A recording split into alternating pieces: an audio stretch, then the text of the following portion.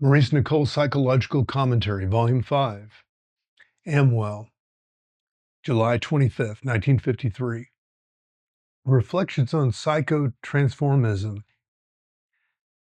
When Ouspensky suggested that this work should be known by the name of Psycho-Transformism, some thought it was a good name, and others did not agree.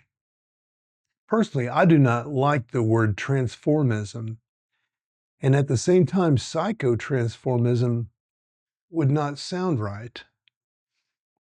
In any case, the term psychotransformism conveys the basic teaching behind the work, namely that man was created experimentally as a self-developing organism, capable of undergoing quite a definite transformation into another kind of man, a new man, and thereby completing himself. Life and the routine living of life does not complete him. Now, life consists of a series of different events and a series of different states that they produce in us. By means of a gradual transformation of our being, we no longer attract the same events, but alter the states they produce in us. The whole teaching of the work is about the methods of doing this. When we know, acknowledge, and apply the work to the events that happen to us, the process of psychotransformism is set in motion. We then receive life on the work, which intervenes between the events and our former reactions to them, so that we must transform not only ourselves, but the way that we take all the daily events that happen to us. Some events are more difficult to transform than others.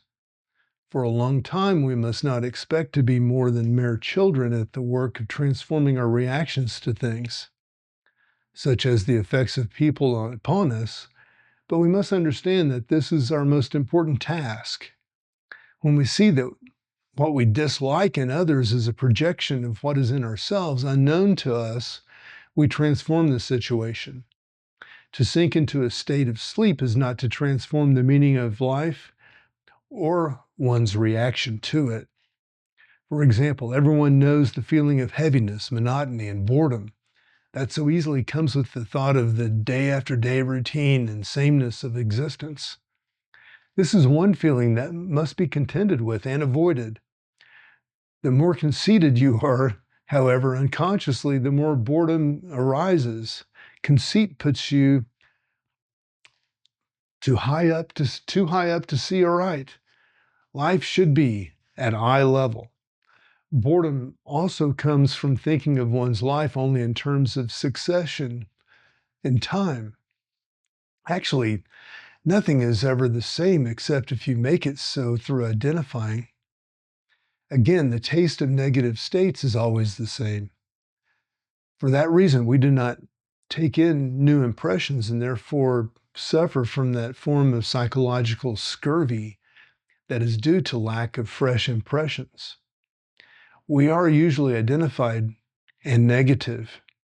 All your life, some work has to be done here to correct this wrong attitude.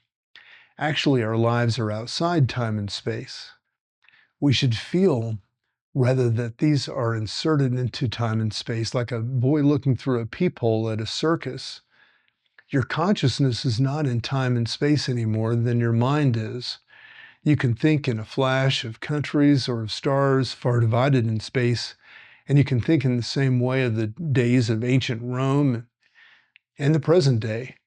But when time and space get hold of us, and one sees only the days stretching out endlessly, living in the same house, the same room, we violate something deep in us, which is independent of these limitations, something that is free and should not become subservient to the senses, save insofar as it is necessary. Only our bodies are in time and space. We can and do get very identified with our bodies. And as I have often told you, a man who identifies with his body and who takes it as himself and believes that there is nothing else but his body that is him, very soon comes to a halt in the work. In fact, such an extreme sensual thinker cannot take in anything about this work from my observations so far. He will not be able to transform anything, having no feeling that he is small, undeveloped, conscious spirit locked up in an apparatus of flesh and blood. His inner state will be a function of his bodily state. By this, I mean it will depend on his bodily state. Now, your inner state should not depend on your bodily state.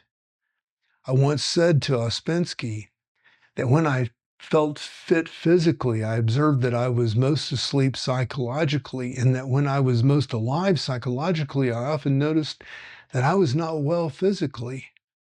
He said that people did not often notice this. They worried only about their bodily health. He added that illness often opens things up in people which otherwise would not be open through their own efforts. I am quite sure that in order to transform the daily things of life and the way one takes them, it is necessary to have a strong sense that the psychological side of oneself is not the same as the bodily side. While it is certainly true that they do interact, it is possible to separate them more and more. Of course, if one has a second body, they can be completely separated. Now, it seems to me each day we have to collect ourselves into ourselves and feel it as ourselves approaching whatever it is that we have to do, as if from one's own will. We should go on to things ourselves and not be dragged. Also, we should never let one day run into another so as to make a kind of blur in which our consciousness of ourselves is very slight. Otherwise, how can we practice any psychotransformism if we are simply carried along helplessly in midstream without realizing it by the tide of life? The act of self-remembering pulls us momentarily out of the current, but ordinarily we are carried along as by a mill race and making no attempt to separate ourselves. We do not feel ourselves distinct from it with all its one thing after another events. When you are badly asleep in this way, you do not really exist in any conscious sense of the word, and certainly you transform nothing. If you transform nothing, you live mechanically. You are just a machine. You take nothing in a new way. It never occurs to you to do so, but you can. You know, once you see you must transform things that's the only solution.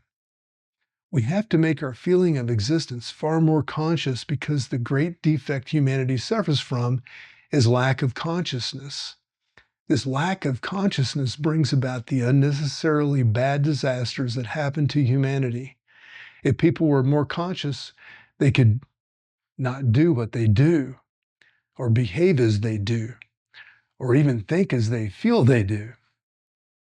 Nor, indeed, they could invent what they are at present inventing.